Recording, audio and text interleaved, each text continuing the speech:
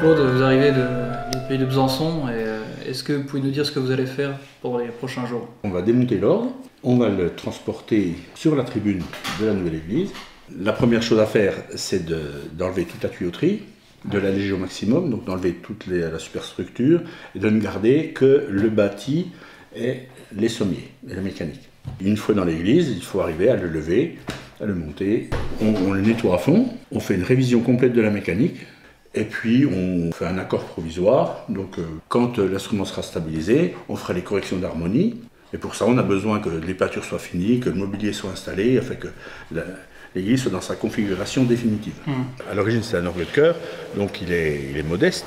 C'est un instrument qui était destiné à l'accompagnement de la chorale et aussi à la formation des organistes, puisque vous avez deux plans sonores complets. Et il convient très bien à la musique, au répertoire de Bach, enfin, toute la musique germanique, ce qui est quand même une bonne partie du répertoire. La différence entre des jeux de bois et des jeux métal? Ce qui compte en fait, c'est la section ou le diamètre du tuyau. C'est ça qui fait le son. Donc que ce soit en bois, en métal, en chêne, en sapin, il y a forcément une petite incidence. Mais c'est pas ça qui fait la caractéristique principale. Est-ce que vous seriez capable de donner le caractère de cet instrument?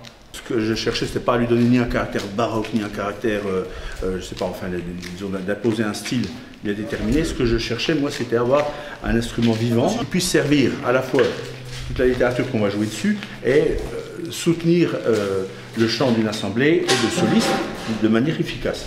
Je fais le minimum de choses quand j'harmonise, le minimum d'opérations, j'enlève les défauts les plus insupportables, mais j'essaie de laisser tout ce qui est pas trop agressif, parce qu'en fait ces petites impuretés dans le son, elles vont s'estomper avec le temps.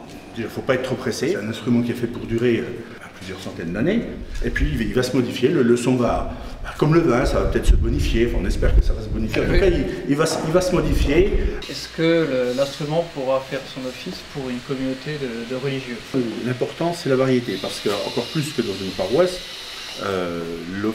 les offices dans une communauté, c'est plusieurs fois par jour, c'est pas plusieurs fois par semaine. Il faut vraiment qu'on ait une variété des sons. Je me repose sur le talent de l'organiste qui doit lui aussi varier ses accompagnements.